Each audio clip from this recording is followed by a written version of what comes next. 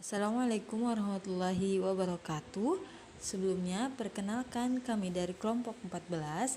Pada sesi kali ini, kami akan mempresentasikan sebuah materi di pembahasan pertemuan 14 di mata kuliah Hukum Bisnis.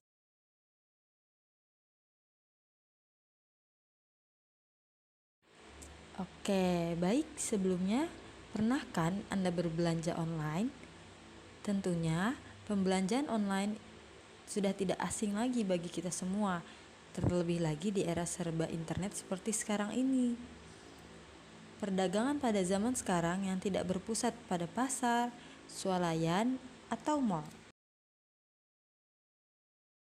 Dan di era sekarang ini, semakin banyak orang yang berbelanja online, baik itu dengan komputer maupun dengan smartphone. Dan toko online tersebut dinamakan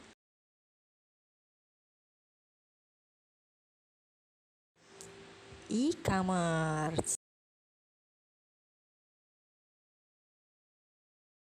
Baik, pada materi kali ini, di sini kita akan menjelaskan mengenai yang pertama ada definisi e-commerce, yang kedua ada ruang lingkup e-commerce, yang ketiga sistem e-commerce, yang keempat perkembangan e-commerce, dan yang terakhir kelemahan dan kelebihan e-commerce.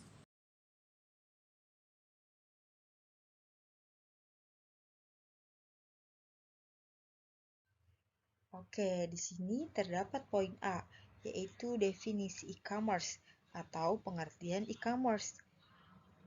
Electronic commerce atau perniagaan elektronik merupakan bagian dari electronic business atau bisa disebut juga bisnis yang dilakukan dengan menggunakan electronic transmission. Jadi oleh para ahli dan pelaku bisnis dirumuskan definisinya. Nah, di sini secara umum e-commerce didefinisikan sebagai segala bentuk transaksi, perdagangan atau perniagaan barang atau jasa dengan menggunakan media elektronik.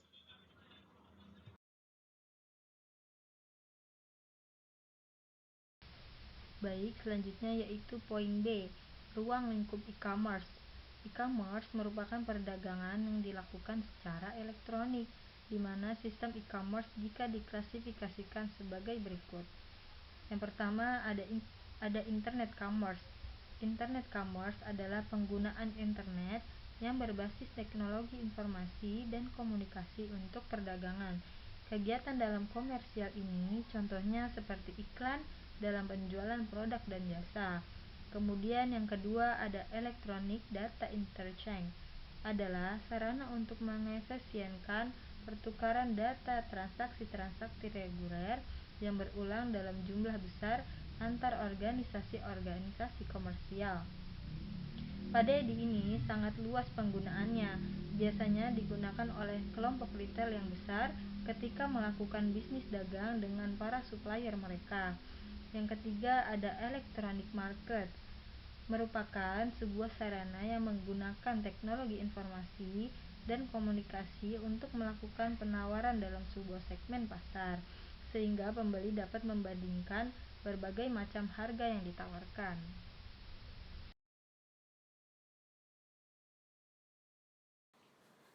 Selanjutnya, C. Perkembangan e-commerce. Yang pertama ada business to business, yaitu bisnis antar perusahaan dengan perusahaan yang lain. Business to business jenis e-commerce ini dilakukan oleh orang atau pihak yang saling berkepentingan, di mana sebuah perusahaan menjual produk atau jasa kepada perusahaan lainnya. Pada jenis e-commerce, biasanya pembeli memesan barang dalam jumlah yang besar. Dan yang nomor 2, yaitu business to consumer, adalah jenis bisnis e-commerce yang paling umum dan yang paling dikenal oleh masyarakat. Jika bisnis to bisnis memasarkan barang dan jasa kepada perusahaan lain, maka bisnis to consumer adalah proses transaksi yang dilakukan antara produsen barang atau jasa langsung kepada konsumen akhir.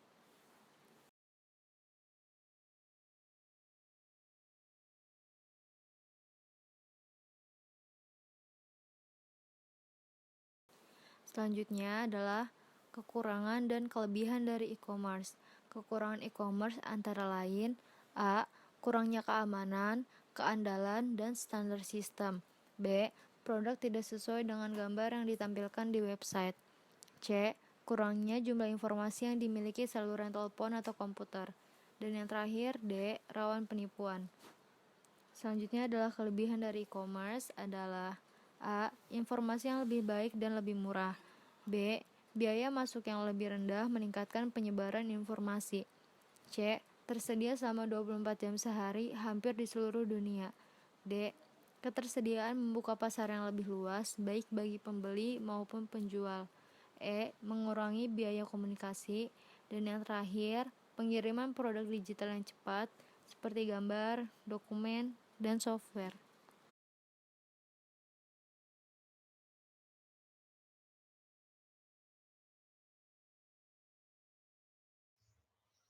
Sekian dan terima kasih.